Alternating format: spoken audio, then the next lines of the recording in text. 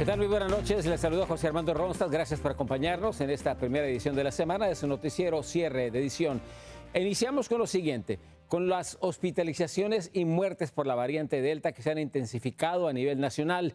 Distritos escolares ahora se preparan para retomar clases presenciales, por lo que algunos estados van a exigir medidas más estrictas, medidas sanitarias para evitar brotes, específicamente entre los menores que no estén aún vacunados. Dayanis López ha estado investigando, nos tiene lo más reciente. Dayanis, buenas noches, adelante. Buenas noches, José. La nueva evidencia sobre la peligrosa cepa Delta que infecta y se propaga más rápido, inclusive entre los que están completamente vacunados, es la causante por lo que estados como California implementarán que todos los estudiantes que regresen a las aulas tendrían que portar cubrebocas y en algunos distritos escolares ya se realizan pruebas COVID-19.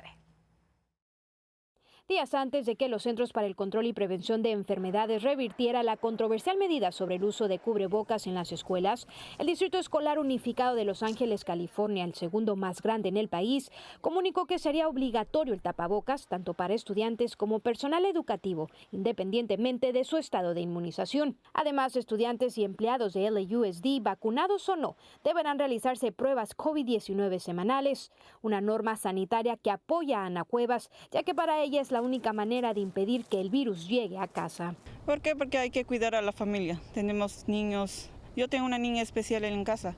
En las últimas semanas, un gran número de pediatras registran un aumento en los casos de hospitalizaciones de coronavirus entre los pacientes jóvenes. Para el doctor Ilan Shapiro, estas pautas sanitarias son necesarias para proteger a los más vulnerables. Como familia, padre y también como pediatra, es sumamente importante crear muchas más barreras entre nosotros y el virus. La mascarilla funciona muy bien y también es muy importante, si se puede, arriba de los 12 años, vacunar justamente a nuestros jóvenes. De la misma manera que California, decenas de otros distritos escolares a nivel nacional implementan estas reglas sanitarias. Pero a pesar que en los Estados Unidos el aumento de casos de coronavirus supera el 64% en comparación con hace una semana, gobernadores de estados como Texas y la Florida prohibieron la implementación obligatoria de cubrebocas y vacunación en los distritos escolares. Floridians are free to choose, and all Americans should be free to choose how they govern their affairs, how they take care of themselves and our families. Sin embargo, los distritos escolares de la Florida que enforcen las medidas sanitarias serán condenados a recibir menos fondos escolares. José, los médicos que experimentan un resurgimiento de hospitalizaciones e infecciones, inclusive entre menores de edad a causa de la variante Delta, ven los tapabocas como un arma para mantener bajas las infecciones y las escuelas abiertas este próximo año escolar. Regreso contigo. Gracias, Dayanis. Vamos a otra información. En la Florida, los médicos están en alerta debido a que la variante Delta está contagiando a niños al igual que a jóvenes, y esto ocurre mientras aumentan los nuevos casos. Este fin de semana, escuche, se registraron 21,000 contagios en tan solo un día. Vamos a Miami. Antonio Belchi nos tiene más sobre esta polémica. La nueva ola de la pandemia en Florida está afectando gravemente a niños y jóvenes menores de edad. En este hospital infantil, el más reconocido del sur del estado, hay 6 niños en cuidados intensivos. Algo preocupante porque esto no se vio hace un año, cuando la situación era crítica. Aquí la tasa de positivos en junio era de 2.4%, ahora estamos en el 14%. Es mucho más infeccioso que hace un año. La tendencia se está viendo en niños menores de 12 años, pero no recién nacidos, que a pesar de no tener muchas defensas, parece que la pandemia no les afecta a ellos. Curioso porque se está viendo en niños más mayores, al contrario de lo que uno tiende a ver en pediatría, que los casos más graves suelen ser en niños más pequeños, en este caso es en niños más mayores. Los médicos están en alerta, aunque dicen que por el momento no hay por qué causar alarma. Siguen monitoreando la evolución de los pequeños. En cualquier caso, estamos haciendo seguimiento de estos niños porque nos interesa mucho ver qué puede pasar a lo largo del tiempo. Pero en general Florida está al límite. Este fin de semana se registraron más de 21,000 casos en un día, lo nunca visto en el estado desde el inicio de la pandemia. Los contagios bajarían con la vacuna, pero la mitad de los estadounidenses no se la quiere poner. Lo siento por nuestra sociedad por no tomar la información médica sobre las vacunas para poder salvar la vida de las personas. Los expertos sanitarios temen que si no se pone solución, la tasa de positivos en el estado podría aumentar incluso a más del 30% en pocos días. Y eso supondría el colapso total de los hospitales. Desde Miami, Florida, Anthony Belchi, cierre de edición. Y la crisis provocada por esta nueva cepa del coronavirus ha dejado sin camas al hospital más grande de Luisiana. Según la directora del Centro Médico Regional Our Lady of the Lake, Kathy O'Neill, no quedan más camas, mientras que decenas de personas llenan los pasillos y las salas de espera, también con enfermos buscando que los ingresen. Los médicos están pidiendo acelerar las vacunas antes de que aumente el peligro. Y en la ciudad de Nueva York, a partir de este lunes, todos los empleados municipales que deseen continuar trabajando deben vacunarse o someterse a exámenes contra el virus. Ángela González, con más detalles. Presentar pruebas negativas del virus semanalmente o un certificado de vacunación. Estas son las dos opciones que a partir de este lunes tienen empleados municipales, personal de hospitales y de los teatros de Broadway, que además requerirán que los espectadores estén inmunizados. La regla también aplicará para todos los empleados de la Autoridad Metropolitana de Transporte. Hay una violación de derechos civiles, por supuesto, porque un gobierno no puede tomar las decisiones por ti, pero yo creo que pensándolo como comunidad es necesario y es importante que haya una conciencia colectiva. Tienes que cuidarte para cuidar a los demás y los demás se cuidan para vos. Aunque el mandato ha tenido opiniones diversas, el gobernador también recomendó a negocios privados, en especial a aquellos que atienden público, a exigir la admisión solamente para vacunados. En esta barbería no tendrán otra alternativa. Yo no voy a seguir los reglamentos que me pide el gobierno porque si no los sigo me pueden cerrar el negocio. La altamente contagiosa variante Delta ha cuadruplicado los casos en el último mes.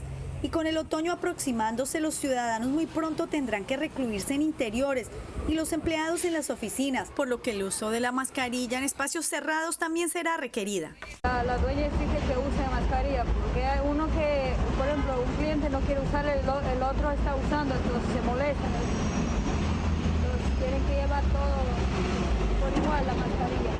Muchas compañías también están optando por contratar su propio personal de seguridad de COVID-19 que se encarguen de vigilar los protocolos de protección y monitorear los síntomas de su personal. Desde Nueva York, Ángela González, Noticiero Cierre de Edición. En otra información, uno de los líderes republicanos del Senado dio positivo al COVID-19 a pesar de estar ya vacunado. Estamos hablando de Lindsey Graham, de Carolina del Sur, quien anunció este lunes que se ha contagiado. Repetimos, a pesar de estar vacunado, afirma que los síntomas han sido leves y cito, sin la vacuna estoy seguro de que no me sentiría tan bien como ahora. Eso declaró el político que inició por su propia cuenta una cuarentena. Y una inusual protesta ocurre en Washington debido a que millones de familias podrían quedarse en la calle debido a que no se extendió la moratoria. Activistas y congresistas usaron las gradas del Capitolio para expresar su descontento y se quedaron incluso a dormir. Alfredo Miranda nos tiene más al respecto. Tras el vencimiento el pasado sábado a las 12 de la noche de la moratoria que prevenía los desalojos, activistas y congresistas decidieron dormir en las escalinatas del Capitolio en señal de protesta contra un Congreso en receso. Millones de personas están a riesgo de perder sus viviendas y esto no es aceptable.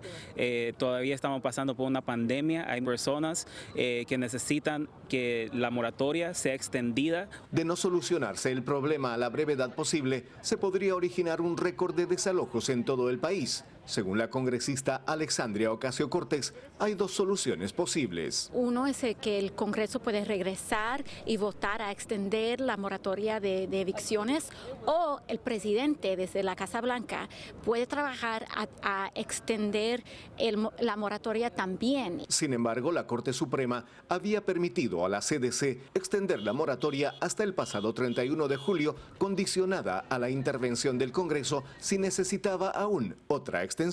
A menos que hubiese un acto del Congreso, también firmado por el presidente, pasando como una nueva ley, extendiéndolo. De otra manera, dijo la Corte, el presidente ni la CDC pueden ellos solos extender el tiempo. Desde el punto de vista de legisladores progresistas, la decisión de la Corte Suprema se apoyaba en el presupuesto de $42 mil millones de la asistencia de emergencia para la renta, de los cuales solo se usaron 3 mil millones. Es en nuestra opinión, que la opinión del Corte Supremo, es dependiente en esos fondos. Los fondos no han salido, pues el Congreso o el presidente puede proteger a los alquiladores. Esta protesta pretende presionar a los legisladores para que suspendan el receso y retornen a Washington a dar solución a un problema que solo ellos podrían resolver. Hasta que el Congreso vuelva, necesitamos que ellos vuelvan y que hagan el voto para pasar la moratoria. Desde Washington, Alfredo Miranda, cierre de edición.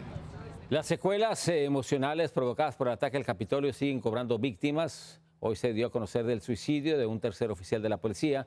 Se trata de Gunther Hashida, del Departamento de la Policía Metropolitana en Washington, D.C., quien respondió a la rebelión del pasado 6 de enero. Su cuerpo sin vida fue encontrado por su familia en su propia residencia. Y la Unión Americana de Libertades Civiles va a continuar su demanda en contra del llamado Título 42 sobre las deportaciones express. Esto después de dar por canceladas las negociaciones con la administración del presidente Joe Biden. La organización volvió a interponer la demanda en contra del gobierno. El Título 42 es una medida impuesta durante la era de Donald Trump que permite la deportación acelerada de migrantes por la pandemia del coronavirus. Una breve pausa, regresamos con más información.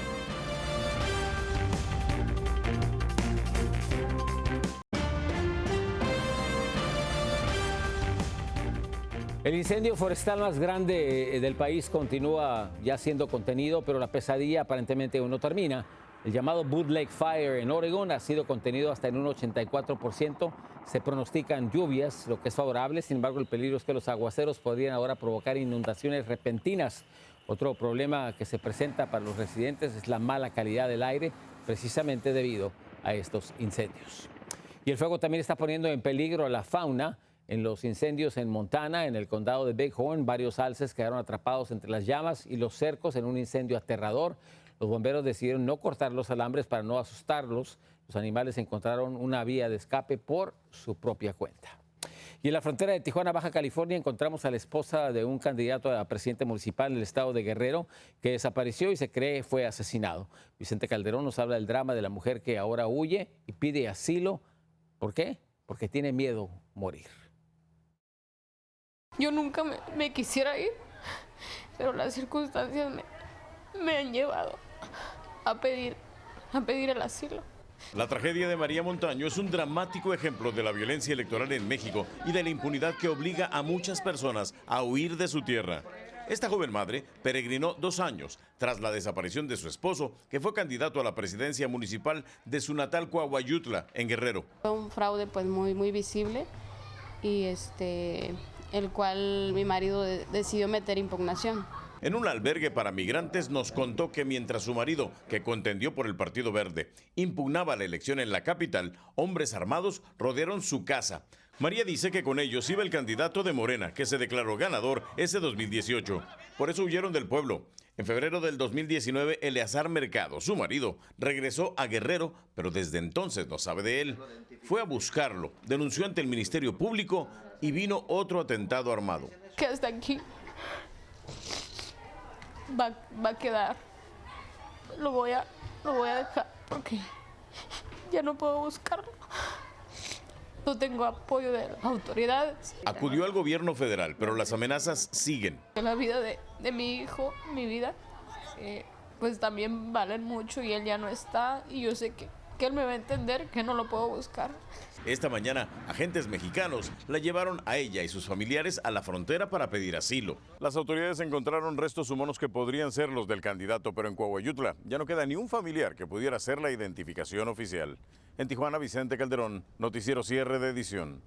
En otras noticias, el presidente salvadoreño Nayib Bukele anunció el decomiso millonario de cocaína. El mandatario aseguró que han sido incautados 1.4 toneladas de la droga con un valor de casi $35 millones que eran transportados por una embarcación en el Océano Pacífico. 3 mexicanos, un colombiano y 2 ecuatorianos han sido arrestados. Una breve pausa, quédese con nosotros, tenemos más información al regresar.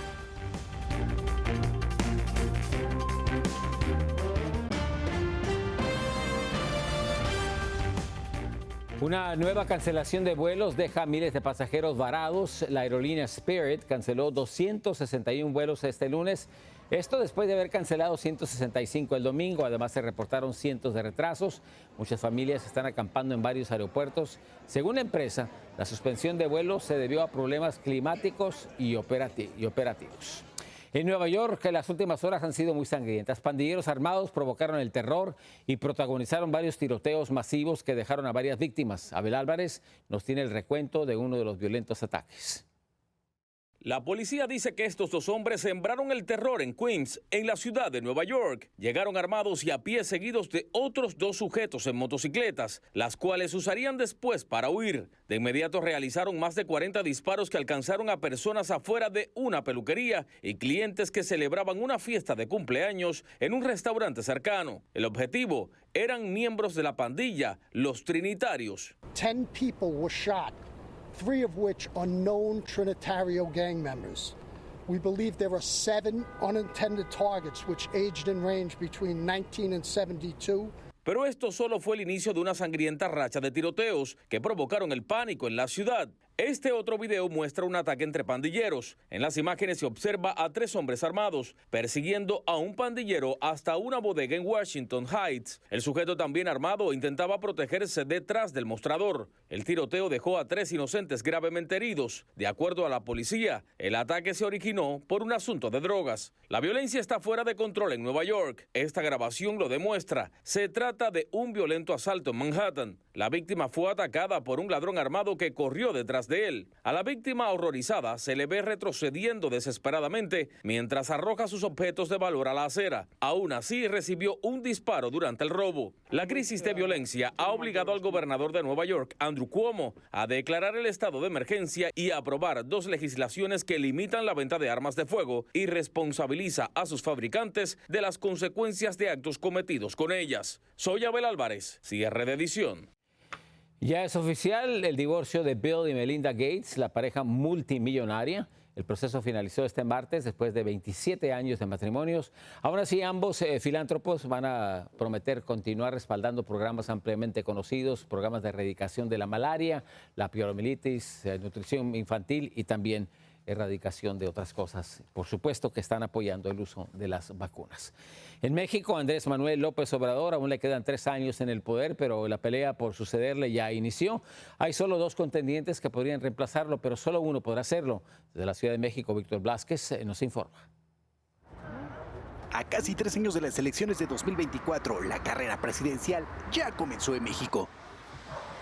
Con la aprobación del 55% de los capitalinos, la jefa de gobierno supera el 29% del canciller Marcelo Ebrard en las preferencias como favorita para suceder al presidente Andrés Manuel López Obrador. Sin embargo, dice estar concentrada en sus actuales funciones. Yo respeto mucho a Marcelo y a todos los compañeros y compañeras del gobierno de México que ha mencionado el presidente de la República, y como lo he dicho, en mi caso pues estoy dedicada a la ciudad. Y es que nunca antes en la historia de México la carrera presidencial había comenzado tan pronto. Aún no se cumple ni la mitad de la actual administración y ya se han destapado 2 aspirantes favoritos. Pero en los analistas, cualquier cosa podría suceder en el camino y provocar que un delfín presidencial se ahogue.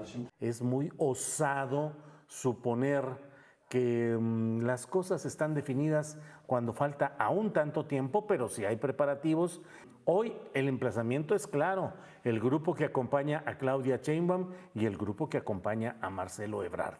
Son 2 políticos perseguidos por la sombra de la corrupción tras el derrumbe de la línea 12 del metro que dejó a 26 personas muertas y más de 80 heridos, y que ahora buscan limpiar sus nombres y ganar la popularidad entre los mexicanos. Pues ahora que yo creo que tiene una nueva oportunidad y ellos depende de que si la aprovechan o no la aprovechan. A pesar de que al presidente Andrés Manuel López Obrador aún le quedan 3 años en el cargo, los ojos ya están puestos en estos primeros 2 políticos, pero solo uno logrará aparecer en la boleta presidencial de 2024. En Ciudad de México, Víctor Blázquez, cierre de edición. Y continuamos con la información de la República Mexicana, donde la consulta popular promovida por el gobierno para enjuiciar a 5 expresidentes no alcanzó la participación requerida. Aunque solo el 7% de los votantes acudieron a las urnas, aún así el presidente Andrés Manuel López Obrador celebró el referéndum. Lo importante es que se echó a andar un proceso democrático para que nadie se sienta intocable, absoluto. El 97.7% de los que sí participaron están de acuerdo en que se inicien las investigaciones en contra de los expresidentes. Una breve pausa, los invitamos a que sigan con Cierre de Edición. Por su sintonía, muchas gracias.